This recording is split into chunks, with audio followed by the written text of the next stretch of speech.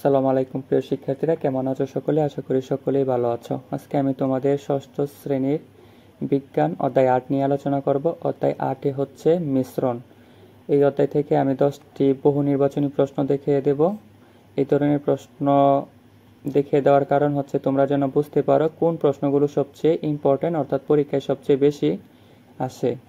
তাহলে প্রশ্ন নম্বর 1 দেখো, 2 বা ততোধিক পদার্থকে একত্রে মিশিয়ে যা তৈরি করা হয় সেখানে উপাদানগুলো নিজ নিজ বৈশিষ্ট্য বজায় থাকে, তাকে কি বলে? অবশ্যই মিশ্রণ। 2 বা ততোধিক পদার্থ যদি একত্রে মিশানো হয় তাহলে তাকে কি বলা হয়? মিশ্রণ। দেখো, মিশ্রণে বিভিন্ন উপাদান যান্ত্রিকভাবে মিশে থাকে কিন্তু রাসায়নিকভাবে যুক্ত হয় না, তাই তারা তাদের নিজস্ব বৈশিষ্ট্য বজায় রাখে। 2 নম্বর প্রশ্ন দেখো, কোন ধরনের মিশ্রণে উপাদানগুলোকে খালি চোখে আলাদাভাবে দেখা যায়? সেটা হচ্ছে সমসত্ব মিশ্রণ। তারপরে দেখো, লবণ ও জলের মিশ্রণ কোন ধরনের মিশ্রণ? এটা হচ্ছে সমসত্ব মিশ্রণ। সমসত্ব মিশ্রণ বলতে কি বোঝো? দেখো, লবণ জলে সম্পূর্ণভাবে দ্রবীভূত হয়ে একটি সুষম মিশ্রণ তৈরি করে, যেখানে লবণকে আলাদাভাবে দেখা যায় না।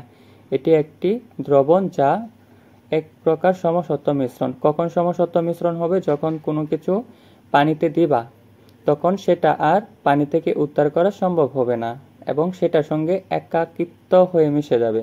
আশা করি বুঝতে পারছো সমসত্ব মিশ্রণ কাকে বলা হয়। চিনিকে জলে মিশালে চিনিকে কি বলা হয়? যখন চিনিকে জলে মিশাবা তখন চিনি হচ্ছে একটা দ্রব্য, আর পানি সবসময় দ্রাবক। মনে রাখবা, পানি হচ্ছে দ্রাবক। ব্যাখ্যাটা দেখো, দ্রবণে যে পদার্থটি অন্য পদার্থে দ্রবীভূত হয় তাকে দ্রব্য বলে। এখানে দ্রব্য সংজ্ঞা শিখবা যে দ্রব্য কাকে বলে। এই সংখ্যাটা সৃজনশীল প্রশ্নে এবং কি তোমাদের তো এবার সংক্ষিপ্ত প্রশ্ন থাকবে 10টা, সেখানেও আসতে পারে। 5 নম্বর প্রশ্ন দেখো, চিনিকে জলে মিশালে জলকে কি বলা হয়? অবশ্যই জল হচ্ছে একটা দ্রাবক। মনে রাখবা, জল কি? দ্রাবক। দ্রবণে যে পদার্থটি দ্রবকে দ্রবীভূত করা হয় তাকে দ্রাবক বলে। এই সংজ্ঞাটাও শিখে রাখবা, ঠিক আছে? তোমাদের পরীক্ষায় আসতে পারে এই ধরনের প্রশ্ন। 6 নম্বর প্রশ্ন দেখো, তেল ও জলের মিশ্রণ থেকে তেল ও জলকে আলাদা করতে কোন পদ্ধতি ব্যবহার করা হয়? সেটা হচ্ছে পৃথকীকরণ। 7 নম্বর প্রশ্ন দেখো, বালি ও লোহার গুঁড়োর মিশ্রণ থেকে লোহাকে আলাদা করার জন্য কোন পদ্ধতি ব্যবহার করা হয়? চুম্বক ব্যবহার। তুমি যদি চুম্বক ব্যবহার করো তাহলে লোহার গুঁড়াগুলো কি আলাদা হয়ে যাবে। তারপরে দেখো 8 নম্বর প্রশ্ন, পানি থেকে দ্রবীভূত কঠিন পদার্থ দূর করার জন্য কোন পদ্ধতি ব্যবহার করা হয়? সেটা হচ্ছে ছাঁকন। ব্যাখ্যা দেখো, ছাঁকন বা ফিল্ট্রেশন প্রক্রিয়ায় একটি ফিল্টার, কাগজ বা অন্য কোনো ছাঁকনি ব্যবহার করে অদ্রবণীয় কঠিন পদার্থকে তরল থেকে পৃথক করা হয়। দেখো 9 নম্বর প্রশ্ন দেখো, নলকূপের পানি থেকে লবণ দূর করার জন্য কোন পদ্ধতি ব্যবহার করা হয়? নলকূপের পানি থেকে লবণ দূর করার জন্য সেটা হচ্ছে পাতন।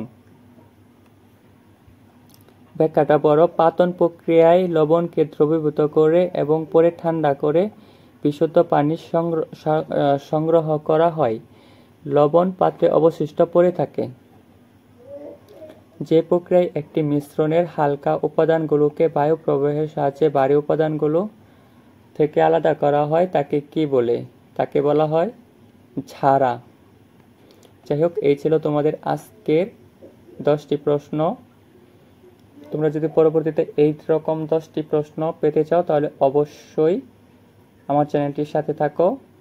শুধুমাত্র বিজ্ঞান বইয়ে না, সকল বইয়ের চেষ্টা করব দেওয়ার জন্য, এবং কি পরবর্তীতে আরও শর্ট সাজেশন দেব। সেটা হচ্ছে তোমাদের এক্সামের ঠিক 2-3 মাস আগে। তো চাইলে তুমি আমার চ্যানেলটি সাবস্ক্রাইব করে পাশে থাকতে পারো। সকলকে ধন্যবাদ ভিডিওটি দেখার জন্য।